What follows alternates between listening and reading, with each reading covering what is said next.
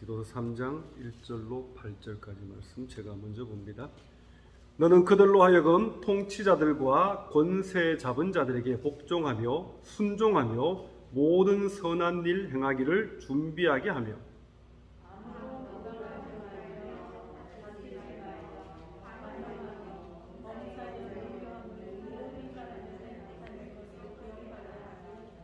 우리도 전에는 어리석은 자요 순종하지 아니한 자요 속은 자요 여러 가지 정욕과 행락에 종노릇하던 자요 악독과 투기를 일삼은 자요 가증스러운 자요 피차 미워한 자였으나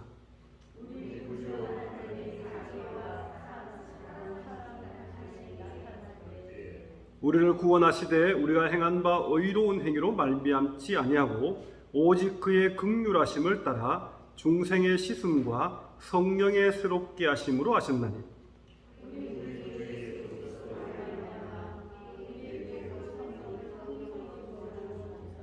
우리로 그의 은혜를 힘입어 의롭다 하심을 얻어 영생의 소망을 따라 상속자가 되게 하려 하심이라. 이 말이 이쁘도다. 원하건대 너는 이 여러 것에 대하여 굳세게 말하라. 이는 하나님을 믿는 자들로 하여금 조심하여 선한 일을 힘쓰게 하려 함이라. 이것은 아름다우며 사람들에게 유익하니라. 아멘. 할렐루야. 지난 시간에 우리가 그리스도인으로서 살아가는 이 매일매일의 삶이 경건의 모양만 있는 삶이 아니라 경건의 능력까지 함께 있는 그런 삶을 살아야 된다. 제가 그 말씀을 드리면서요. 과연 그런 삶을 살기 위해서 무엇이 가장 필요한가? 그것은 바로 하나님의 은혜다. 그랬습니다. 세상 그 어떤 것과도 비교할 수 없고 그 어떤 것으로도 감히 갚을 수 없는 하나님의 은혜가 우리의 삶의 모습 가운데 있을 때 우리가 진정으로 하나님이 기뻐하시는 그러한 삶의 예배를 드리는 거룩의 모양이 아니라 거룩의 능력까지 함께 있는 그런 삶을 살 수 있게 된다. 그 말씀을 드렸죠. 저나 여러분들이나 한순간도 하나님의 은혜 없으면 살 수 없지 않습니까? 살아도 살아있는 게 아니죠. 껍데기만 있는 겁니다. 하나님의 은혜가 비출 때 거기에 생명이 있고 거기에 능력이 있다는 사실을 믿으시기 바랍니다. 그렇다면 날마다 하나님 은혜를 받고 사는 우리가 과연 어떻게 살아야 될 것인가? 은혜는 받고 있는데 구체적으로 디테일하게 어떻게 살아야 될 것인가? 이에 대해서 사도 바울은요, 우리 그리스도인의 삶의 방식에 대해서 오늘 본문 말씀을 통해서 권면합니다. 삶의 태도, 방식, 방법, 표현은 다를 수 있겠지만요, 다 비슷하다고 생각합니다. 최소한 우리는요, 똑같은 삶을 살지만은 예수 안 믿는 불신자들하고는 뭔가 좀 구별되는 삶을 살아야 된다는 거죠. 왜냐하면 우리 은혜 받은 사람들이기 때문에. 은혜가 있을 때는 삶이 안 믿는 사람하고는 뭔가 좀 달라야 된다는 거죠. 만약에 나는 은혜 받았다 생각을 하는데 내 삶의 모습이 예수 안 믿는 사람하고 똑같다. 그러면 뭔가 내 믿음을 점검해 봐야 됩니다. 뭔가 달라도 달라야 된다는 것이죠. 그 기준이 무엇입니까? 바로 하나님의 말씀이 기준이라는 사실입니다. 자, 바울이 말하는 그리스도의 삶의 방식을요, 오늘 말씀에서는 선한 삶을 살기 힘쓰라. 그 말씀하고 있습니다. 3장 1절 시작할 때도 그렇게 말하고요. 또 8절 마무리할 때도 그런 말씀을 하고 있습니다. 선한 삶을 살기 힘쓰라. 우리 자체는 선하지 않지 않습니까? 죄인입니다. 우린 다 누구나 어디 크든 작든 많든 적든 다 죄인이지 않습니까? 우리 본질 자체는 선하지 않은 죄인입니다. 하지만 하나님의 은혜의 빛이 비칠 때 선한 삶을 살기 위해 힘써야 된다는 것이죠. 우리 삶이 선한 삶 자체는 아니지만 선한 삶으로 향해 가도록 어떻게든 부단히 힘쓰고 애쓰는 그것이 바로 그리스도인의 삶이라는 사실입니다. 여러분, 성도라는 단어, 거룩할 성자에 물이 도자지 않습니까? 거룩해서 거룩한 게 아니라 거룩을 향해 가는, 나 혼자가 아니라 함께 손을 맞잡고 거룩을 향해 가는 그런 삶이 바로 성도의 삶이라는 것입니다. 오늘 바울이 바로 그 말씀하고 있습니다. 자, 구체적으로 어떤 사람이 하나님이 살라고 하신 그러한 선한 삶인지 한번 본문을 통해서 보시기 바랍니다. 자, 1절 말씀 우리 한번 다 같이 한번 읽어보도록 하겠습니다. 시작. 너는 그들로 하여금 통치자들과 권세 잡은 자들에게 복종하며 순종하며 모든 선한 일 행하기를 준비하게 하며. 자, 바울이 왜 이 말을 하고 있습니까? 이 백그라운드를 좀 알 필요가 있습니다. 왜 이 말을 하고 있는지. 당시 그레데 사람들은 한마디로 표현하면은 자유로운 영혼들이었습니다. 좀 고상하게 표현하면, 있는 그대로 표현하면은 그냥 지 살고 싶은데 사는 사람, 그냥 I don't care 하면서 그냥 내 마음대로 사는 사람들이 그렇게 모여있던 곳이 바로 그레데라는 곳이었습니다. 한마디로 자유분방한 사람들이었죠. 자신들의 자유를 침해하는 당시 로마 제국이 지배하던 때거든요. 근데 로마 제국의 지배 자체가 너무 싫은 거죠. 그래서 이 자신들의 자유를 찾기 위해서 막 폭동도 여러 번 일으켰던 그런 곳이 바로, 한마디로 로마 제국 입장에서는 골치 아픈 곳이 바로 그레데라는 곳이었습니다. 근데 교회 안에서도요, 수많은 이단 사상들이 난무했습니다.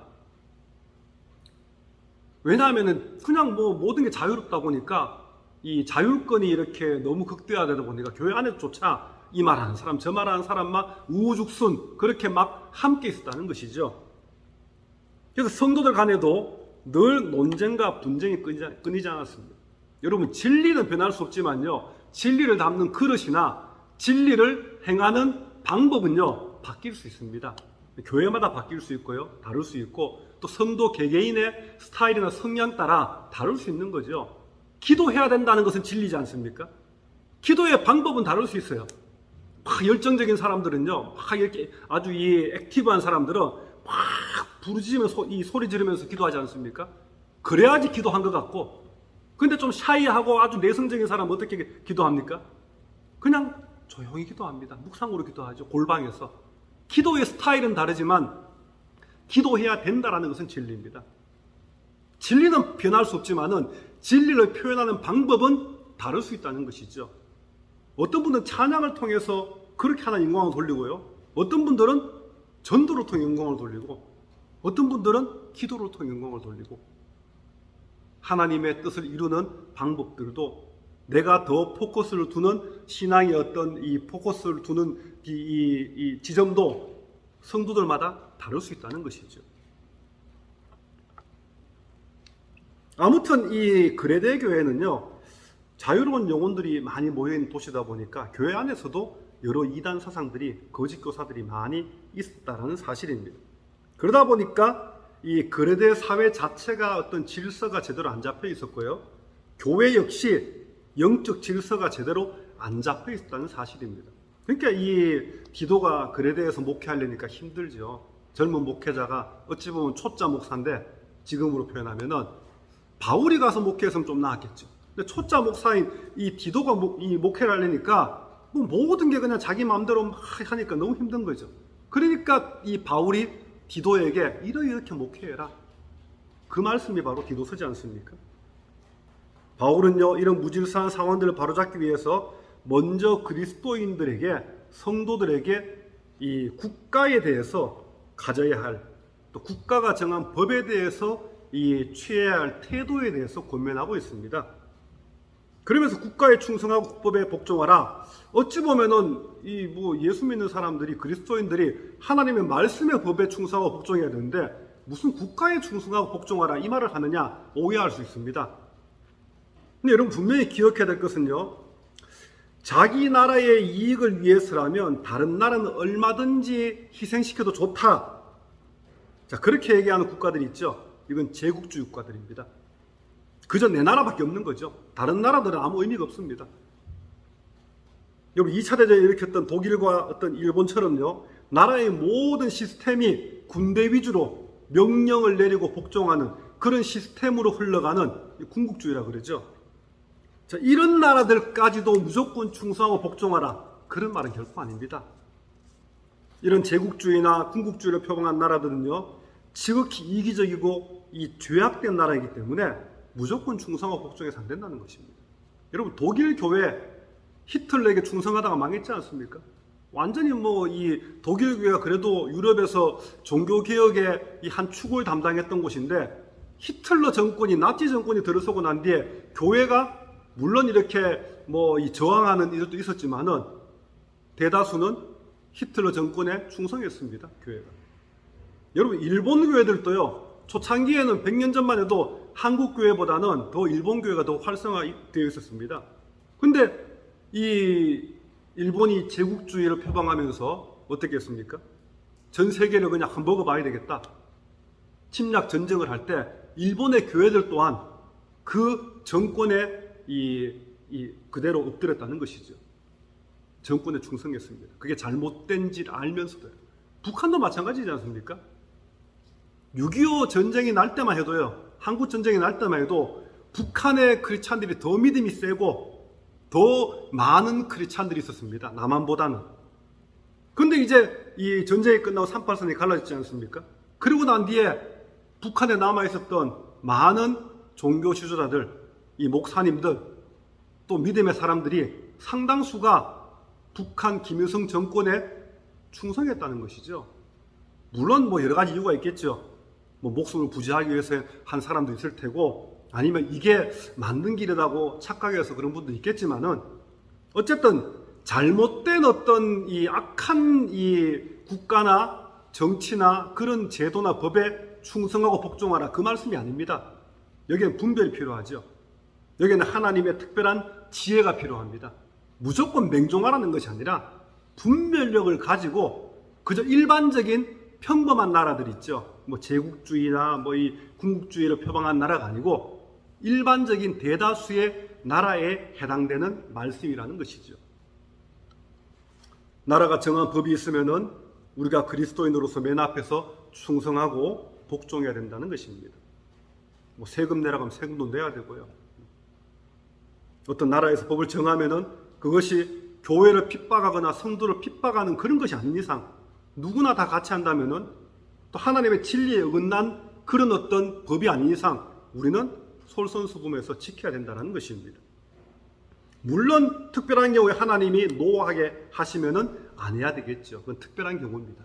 바울이 말하는 것은요, 특별한 경우를 말하는 게 아니라 일반적인 상황에서 너희는 국가와 법에 충성하고 복종하라, 그 말씀하고 있습니다. 왜 그렇습니까? 그런데 사람들이 너무 자유분방했거든요. 질서를 바로잡기 위해서 이게 먼저 필요하다, 그렇게 생각해서 말하고 있는 것입니다. 여러분, 코로나 팬데믹이 한창일 때, 뭐 작년이죠.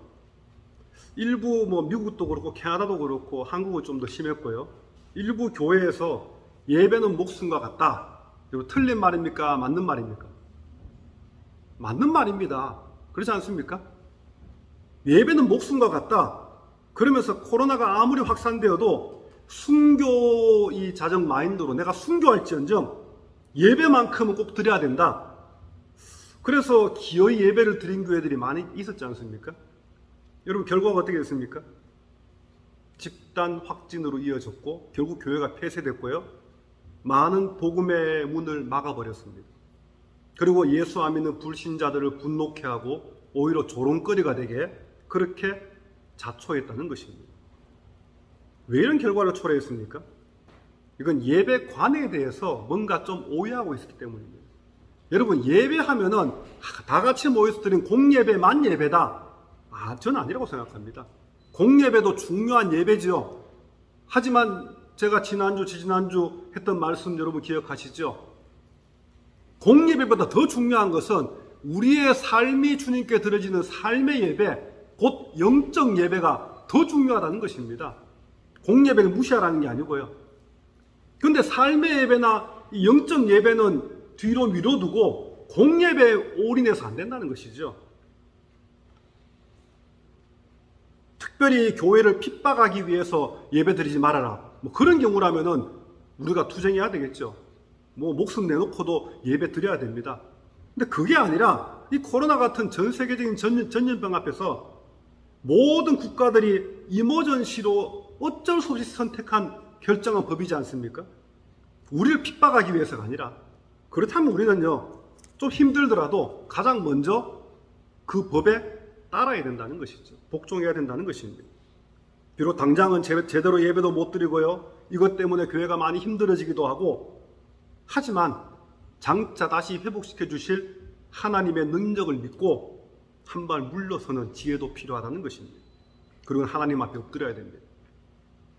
여러분, 사도 바울은요, 교회가 무질서해져서는 결코 안 된다는 사실을 오늘 말씀을 통해서 분명히 하고 있습니다.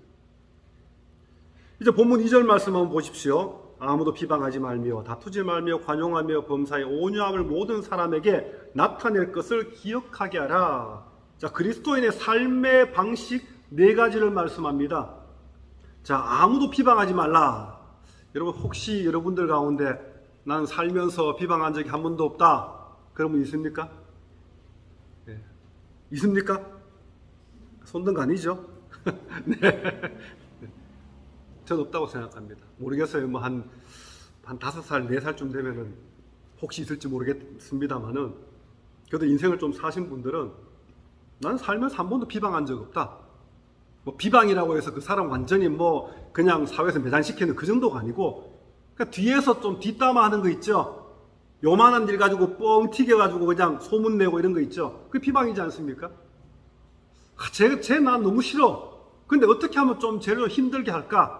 그래서 그냥 은근히 그냥 그 사람에 대해서 좀 안 좋은 소문을 뻥튀기 해서 슬쩍 흘립니다. 그게 비방이지 않습니까?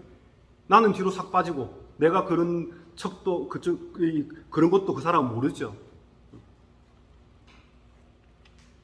우리 인생을 살면서요, 뭐 비방 한 번 안 하고 산 사람은 어디 있겠습니까? 다 거기서 보이지 않습니까? 뭐 대놓고 비방했던, 은근슬쩍 비방했던, 어쨌든 비방 한 번 안 하고 산 사람은 없습니다, 세상에요. 만약에 서로 경쟁 관계에 있는 두 회사가요, 상대 회사를 비방하기 위해 뭐 합니까? 산업 스파이라 그러죠. 그래서 약점들을 캡니다. 그래서 보내가지고, 몰래 보내가지고 그 회사 약점을 캐는 이유가 뭡니까?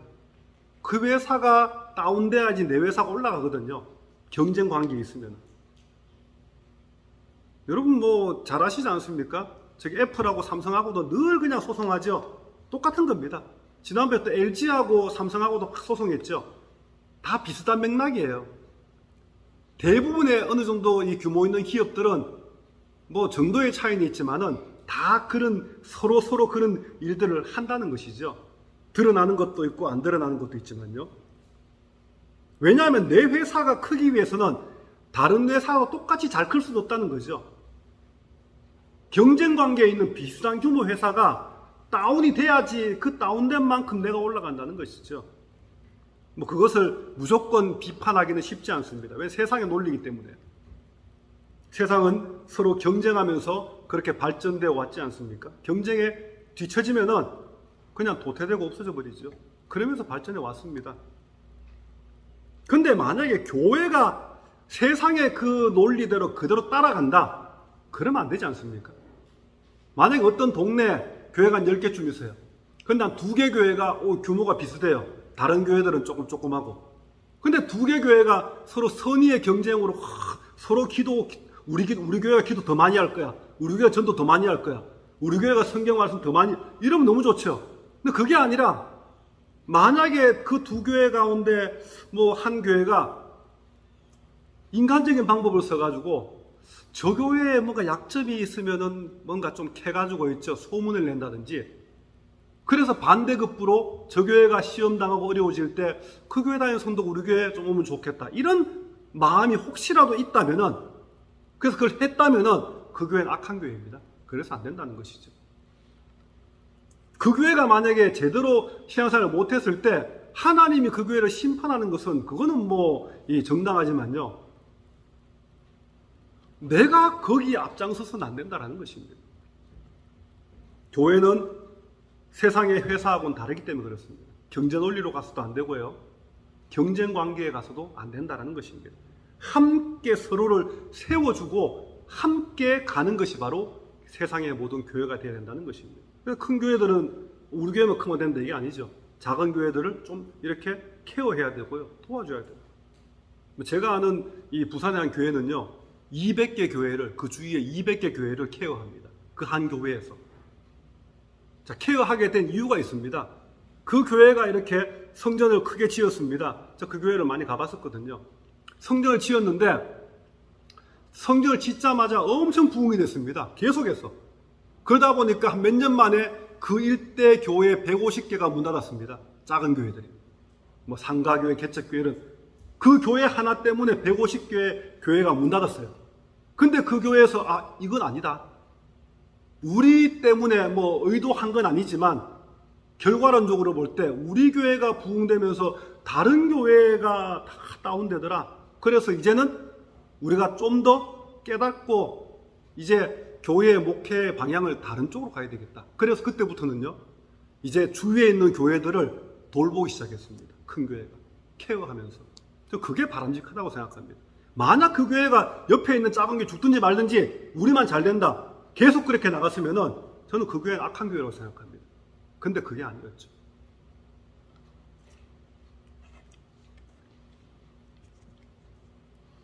교회의 가장 큰 본분은요, 영혼 구원이지 않습니까? 한 영혼 구원하기 위해서 그렇게 힘쓰고 있어야 됩니다. 다른 교회에 힘들어가지고, 다른 교회 시험에 빠져가지고, 그 교회 망해가지고, 거기 있던 성도가 우리 교회에 와야 된다. 뭐, 케어의 대상은 되겠죠. 하지만 그걸 가지고 영혼 구원이다. 그렇게 말할 수 없다는 것이죠. 우리가 진정한 그리스도인이라면요, 할 수 있는 한 선한 말을 하고 선한 행동을 해야 된다. 바울은 그렇게 말합니다. 여러분, 비방의 빗자도 꺼내지 마시기 바랍니다. 뭐 살다 보면 본의 아니게 어쩔 수 없이 나도 모르는 사이에 한 것까지는 모르겠습니다만은 최소한 의도적으로 해서는 안 된다는 것이죠. 자, 그리스도의 삶의 방식 두 번째는 뭡니까? 다투지 말라. 뭐 제가 수없이 강조했던 말이죠. 근데 수많은 교회들이 서로 다투다가 망하지 않습니까? 다툼이 좀 더 가면은 분열로 발전됩니다. 분열이 좀 발전되면은 서로 대립하죠. 대립이 이제는 서로 비방으로 발전되고요. 결국에는 다 함께 망하게 된다는 것입니다. 그리스도인의 삶의 방식 세 번째는 관용하라. 뭐 계속해서 이 디도서에서 계속 강조되는 말이죠. 관용하라 그랬습니다. 할 수 있는 한 넓은 마음으로 너그럽게 대하시기 바랍니다. 너무 좁쌀영감 같은 그런 마인드로 살아서 안 된다는 것이죠. 좀 어지간하면 그냥 좀 봐줄 수 있는, 이게 뭐 진리 문제나 뭐 심각한 도덕적인 문제가 아니고 그냥 삶의 태도나 방식의 문제라면은 그냥 어지간하면 좀 그냥 이해하고 넘어갈 수 있는 그런 마음도 필요하다는 것이죠. 상대방이 좀 실수하더라도, 좀 부족하더라도 그래도 좀 참고 기다려주시기 바랍니다. 제가 언젠가 한번 몇 년 전인가 말씀을 드린 적이 있어요. 제가 군대에 있을 때 군종병이었거든요. 해군 사관학교에서 군종병으로 했었습니다. 그런데 성찬식이었어요. 근데 군종병이 이제 예배 준비하는 거 다 했거든요. 근데 성찬식이었는데 예배 이제 한 10분, 15분 전에 성찬기를 들고 오다가 계단에서 엎어졌습니다. 그래서 다 엎었어요, 제가. 15분 전에 앞이 노랗더라고요. 근데 단 한 분도 화내시는 분이 없었어요. 교회 성도들 가운데 그때 이제 별 2개 소장이었는데 그분이 집사님이셨고 매주 교회 나오시고, 그리고 이 대령이 이 8명이었는데 해군사관학교예요. 3분이 저희 교회 이 장로님 1분, 집사님 2분 이랬거든요. 그리고 뭐 중령 소령들은 많았고요. 다 이제 교수 요원들이기 때문에. 근데 그분들 가운데 단 한 분도 저를 혼내거나 뭐 이 짜증내거나 화내거나 그런 분이 없었어요. 저 혼자 몸들 바를 몰라가, 어찌할 바를 몰라가 앞에 노래지고. 그래서 어떻게 수습해가지고 있죠. 왜 성찬할 때 장갑도 끼잖아요. 장갑도 다 젖어버렸어요. 물 들어가지고. 그날 장갑 없이 했습니다. 장갑이 중요합니까? 성찬식 하는데? 없어도 그만이지 않습니까? 있으면 좋지만. 근데 만약에 그분들이 저를 아주 홍군형을 냈다든지 뭐 그 중에 다혈질인 분이 있어가 그냥 군대니까 그냥 뺨을 한 대 때려도 그 당시에는 그게 뭐 그러려니 했을 겁니다. 그렇다면 제 마음이 평생에 상처가 됐을지도 몰라요. 근데 저는 너무너무 감사했습니다. 한 분도 화를 내시는 분이 없고 저는 제게 베풀어진 은혜라고 생각합니다. 그 실수지 않습니까? 넘어진 거요. 그래서 어떻게 한 10분 만에 그냥 남아있는 걸로 수습해가지고 그래가지고 성찬식 끝냈습니다. 근데 다른 분들은 뭐 잘 모르죠. 그 엎어진 것을 본 사람들만 이제 상황 파악이 다 되죠. 그런 너그러운 마음이 저는 필요하다고 생각합니다. 그게 사람에게 베풀 수 있는 은혜지 않습니까? 좀 실수하더라도, 좀 부족하더라도 그 진리 문제 아니면은 좀 참고 넘어갈 수 있는 그런 마음이 필요하다는 것입니다. 지난주에도 말씀드렸지만요, 내가 얼마든지 누릴 수 있고 가질 수 있고 그냥 내가 손만 뻗으면 내 것이 될 수 있음에도 불구하고 나보다 더 필요한 사람이 있으면은 그것을 포기할 수 있는 것, 그 사람에게 줄 수 있는 것, 그게 이 관용의 미덕이라는 사실입니다. 그리스도인의 삶의 방식 네 번째는요, 범사의 온유함을 모든 사람에게 나타내라. 자, 누구보다 다혈질이었던 성경에 나오는 모세 있지 않습니까? 오죽하면 열받아서 사람 죽였습니까? 물론 목적은 선했는지 모르겠지만요. 하나님이 그 다혈질이었던 모세, 젊은 모세는 안 사용했습니다. 40년 동안 미디안 광야에서 이 양을 치는 목동으로 살게 했죠. 깎고 또 깎았습니다. 세상의 욕심을 다 버리게 만들었죠. 80이 되었을 때 드디어 하나님께 사용했습니다. 사용할 때도 그냥 화려하게 사용한 것이 아니라 그 이후에 또 40년 광야 생활 동안에 그렇게 힘겨운 시간들을 모세를 통해서 그렇게 이스라엘 백성을 인도하셨죠. 그때 모세는 어떤 사람이 되었습니까? 누구보다 온유한 사람이 되었습니다. 오죽하면 모세보다 이 땅에 온유한 사람이 없다라는 말씀이 있겠습니까? 여러분, 온유함이라고 하는 것은요, 하루아침에 안 생깁니다. 올림픽 나가기 위해서 내가 달리기 좀 잘한다고 바로 나가면 금메달 땁니까? 아니죠. 5년, 10년, 20년 그렇게 부단한 노력을 그래야지만 올림픽에 나갈 수 있습니다. 온유함도 마찬가지입니다. 하루아침에 생기지 않아요. 얘가 예수 믿었다고, 은혜 받았다고 갑자기 온유해지느냐? 그렇지 않습니다. 온유함이라는 것은요, 시간이 많이 필요합니다. 1, 2년 만에 이루어지지 않습니다. 자기 자신을 끊임없이 절제하고 또 트레이닝을 통해서 비로소 조금씩 깎여지고 그리고 난 뒤에 온유함으로 향해 가게 되더라는 것입니다. 자, 계속해 살펴볼 3절로 7절의 말씀은요, 이게 한 카테고리인데요. 1절과 2절 말씀의 이유와 근거를 말해주고 있습니다. 왜 1절, 2절 말씀을 해야 되는가? 그 이유, 근거를 말해주고 있습니다. 한글 성경에는 생략되어 있지만요, 헬라 원문에는 3절 맨 앞에 이 가르라는 단어가 있습니다. 이게 뜻이 왜냐하면이란 뜻이거든요. 한번 보십시오. 3절에. 자, 왜냐하면 우리도 전에는 어리석은 자요. 그렇게 말하죠. 왜냐하면. 자, 다시 말하면은, 자, 그리스도인들도 과거에는 이방인과 별반 다르지 않은 죄인이었다. 그 말씀하고 있습니다. 하지만 지금은 달라졌죠. 지금은 구원받은 자고, 지금은 영생의 소망을 가진 상속자가 되었다는 것입니다. 그렇기 때문에 앞서 바울이 1절로 2절에 권고했던 그리스도의 삶의 방식을 열심히 추구해야 된다. 이 말씀하고 있습니다. 변했기 때문에 삶의 모습도 바뀌어야 된다는 것이죠.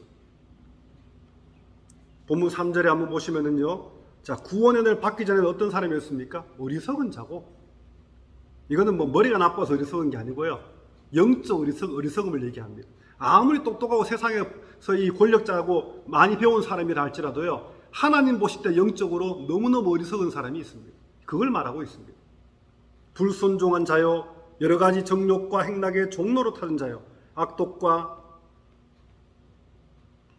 투기를 일삼은 자요, 가증스러운 자요, 피차 미워한 자였다. 그렇게 말합니다. 안 좋은 거 다 넣지 않습니까? 안 좋은 거 다 들어있습니다. 세상 모든 인생에 조금 덜하고 더하고의 차이는 있지만 결국 더럽고 냄새나는 죄인이라는 사실을 너희들은 잊어버리지 말라는 것입니다. 바울도 예수님 만나기 전 자신의 모습에 대해서 나중에 그렇게 고백했지 않습니까? 디모데전서 1장 13절에서 그렇게 고백합니다. 내가 전에는 비방자요, 박해자요, 폭행자였다. 예수님 만나기 전에 나는 똑똑하고 잘 나가는 그런 젊은 청년이었지만 사실은 그게 아니라 비방자고 박해자고 폭행자였다. 이거 영적인 관점으로 볼 때 그러한 삶을 살았다는 것이죠. 세상의 관점 볼 때는 잘 나가는 누구나 부러워할 만한 그런 인생이었지만은 주님 보실 때는 영적인 관점에 볼 때는 악함 그 자체였다는 것입니다. 이거 솔직한 고백이라고 생각합니다. 저나 여러분들이나 겉으로 볼 때 고상하게 보일지라도요, 하나님 앞에 서면은요, 결국 어리석은 죄인일 수밖에 없습니다. 이런 어리석은 죄인 우리에게 하나님의 특별한 사랑을 베풀어 주지 않습니까? 그게 바로 독생자 예수 그리스도를 보내주신 것입니다. 본문 4절은요, 바로 이 성육신 사건에 대해서 말하고 있습니다. 인간의 몸을 입고 오신 하나님, 바로 예수 그리스도에 대해서 4절은 말씀하고 있습니다. 이 예수님의 성육신 통해서요, 저와 여러분들에게 구원의 은혜가 임했던 것입니다. 근데 이게 다가 아니었지 않습니까? 예수님이 십자가에 죽으신 후에 부활하시고 또 승천하셨죠. 그리고는 그게 끝이 아니었습니다. 마가다락방에 120명의 성도가 모였을 때 성령이 임했지 않습니까? 보혜사 성령이 임함으로 말미암아 그때 바로 교회가 세워졌지 않습니까? 여러분, 우리는요, 이 성령의 새롭게 하심을 통해서 하나님의 형상을 계속해서 회복할 수 있게 되었다는 것입니다. 구원은 단번에 이루어집니다. 그렇지 않습니까? 구원은 예수 믿으면 그냥 일회성으로 이루어집니다. 그런데 그리스도인의 삶의 방식은요, 단번에 이루어지지 않습니다. 오랜 시간을 두고 서서히 이루어지는 것입니다. 그래서 우리는 날마다 그 서서히 이루어지는 과정 가운데, 시간 가운데 하나님의 은혜가 필요한 것입니다. 하나님의 은혜 없이는요, 결코 우리의 삶의 방식이 그냥 제자리 걸음을 할 수밖에 없기 때문에 그렇습니다. 자, 본문 마지막 절인 8절 말씀을 우리 한번 다 같이 한번 읽어보겠습니다. 시작. 이 말이 미쁘도다. 원하건대 너는 이 여러 것에 대하여 굳세게 말하라. 이는 하나님을 믿는 자들로 하여금 조심하여 선한 일을 힘쓰게 하려 함이라. 이것은 아름다우며 사람들에게 유익하니라. 아멘. 자, 미쁘다. 이 말이 미쁘도다 그랬죠. 앞에 있는 말에 대해서 미쁘도다. 자, 하나님의 구원 사역이 진정으로 믿을 만하다, 신실하다, 그런 말씀입니다. 그러는 바울은 디도를 향해서요, 하나님의 구원 사역에 대해서 너는 강력하게 선포해라. 자, 목회자의 가장 기본적인 본분이 뭡니까? 본분이. 목사의 가장 기본적인 본분은요, 뭐 성도들을 감동시키는 것, 성도들을 재밌는 얘기를 해가지고 울고 웃기는 것, 그거 아닙니다. 그건 하나의 그냥 이 설교자 가지고 있으면 좋은 하나의 뭐 팁일 뿐이지, 그게 본분이 아닙니다. 설교자의 본분은요, 목사의 본분은 복음을 전하는 거죠. 회개의 복음을 전하고, 성도 가운데 죄 가운데 빠져 있으면 죄를 지적해 줘야 되고요. 하나님의 복음을 선포하는 것, 그게 바로 설교자의 본분이지 않습니까? 기도를 향해서 그 본분을 제대로 지키라는 것입니다. 때로는 힘들 수도 있습니다. 때로 어려울 수도 있습니다. 환경과 상황에 구애받지 말고 담대하게 선포하라. 만약에 성도 가운데 아주 대단한 권력이 있는 분이에요. 근데 믿음으로 안 살아요. 어떻게 해야 됩니까? 눈치 보면서 그냥 그분만 쳐다보지도 않고 속 빼고 그냥 그냥 이 구렁이 담 넘어가면 되겠습니까? 그분을 위해서도 안 좋은 거죠. 아무리 그분이 세상의 권력자라 할지라도, 뭐 앞에서 목사를 맘만 먹으면 한 방에 날려버릴 수 있는 파워가 있다 할지라도, 내가 목사면은, 하나님이 세우신 사명자면은 그분이 죄의 길로 가지 않도록 권면해야 된다는 것이죠. 물론 그분이 깨달을 수도 있고 안 깨달을 수도 있지만, 아무리 힘든 상황이라도요, 담대하게 기도를 향해 선포하라. 바울은 그렇게 말합니다. 여러분, 복음이라고 하는 것은요, 아름답게 포장할 필요 없습니다. 날 것 그대로를 전해야 됩니다. 그게 복음이에요. 오히려 아름답게 포장하다 보면은 복음의 의미를 그냥 좀 희석시켜 버릴 수 있습니다. 복음의 의미를 100% 못 전달할 수 있다는 것이죠. 복음에 대해서만큼은요, 뭐 두루뭉실하게 얼렁뚱땅 그렇게 전해서 안 된다는 것입니다. 직설적으로 그냥 아주 단호하게 전해야 되는 것이 복음입니다. 예수님도 복음에 대해서만큼은요, 얼렁뚱땅하게 그렇게 전하지 않았습니다. 좀 아프더라도, 좀 귀에 거슬리더라도, 그 말씀을 듣는 사람이 좀 속상해 하더라도, 기분 나빠하더라도 원초적 복음 그대로를 더하거나 빼지 않고 단순하게 선포해야 되는 것, 그게 바로 이 목사의 사명이고 설교자의 사명이라는 것이죠. 바울은 디도가 강력하게 선포해야 될 것을요, 구체적으로 두 가지로 권면하고 있습니다. 한 가지는 그레데 교회 성도들이 잘못된 이 거짓 교사들 때문에, 그 가르침 때문에 이 영적 혼란에 빠져 있었던 것, 그 상태에서 벗어나라는 것이죠. 어떤 상황 속에서도 거짓 교사들의 유혹을 뿌리치라는 것입니다. 그러기 위해서 복음 앞에 조심하라는 것이죠. 이것은요, 기도가 선포한 하나님의 구속 사역을 분명히 이해할 때, 그때 비로소 이루어질 수 있는 겁니다. 아무리 기도가 그렇게 강하게 선포해도 듣는 성도들이 제대로 알아듣지 못하면은 삶이 안 바뀐다는, 생각이 안 바뀐다는 거죠. 또 한 가지는요, 선한 일을 힘써 행하게 하려 위함이었습니다. 앞서 1절에서도 똑같은 말을 했죠. 근데 바울이 말하는 선한 일은요, 구원의 은혜를 받고 그 은혜를 온전히 이해한 그리스도인의 삶 속에서 자연스럽게 나타나는 그러한 모습입니다. 결과물이에요. 다시 말하면 나의 공로가 아닌 오직 하나님의 은혜로 구원받았지 않습니까?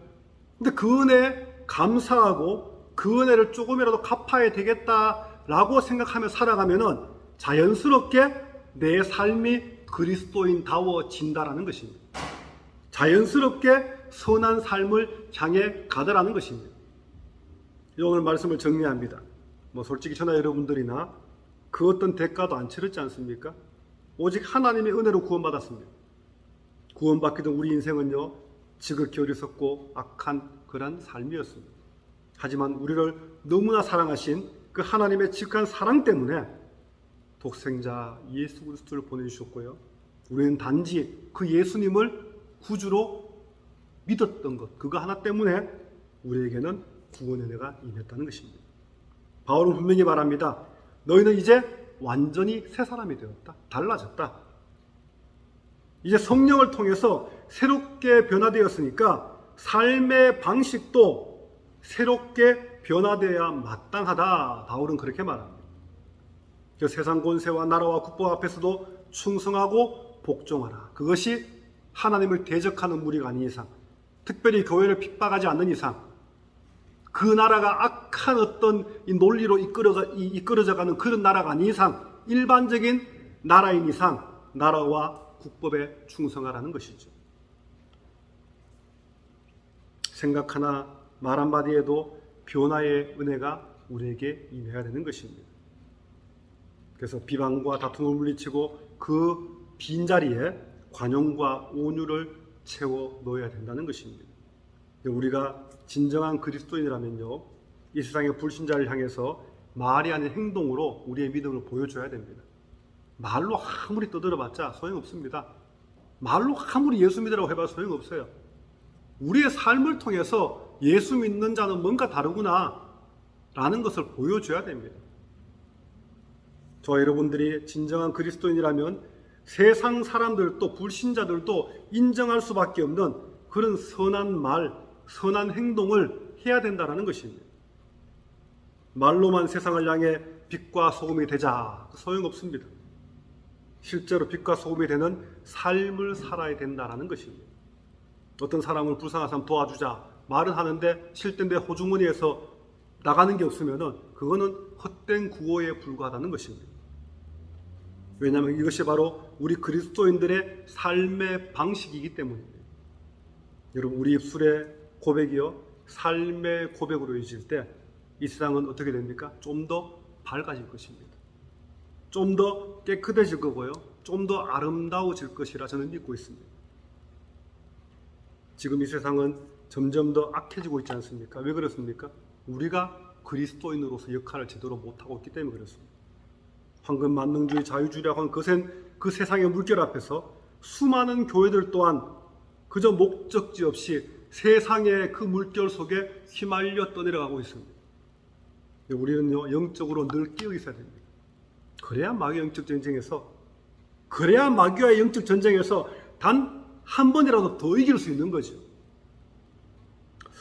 이 시간에 나 자신의 삶의 모습들, 태도들 한번 돌아보시기 바랍니다. 나는 과연 그리스도인으로서 어떤 삶의 방식을 가지고 살아가고 있는가?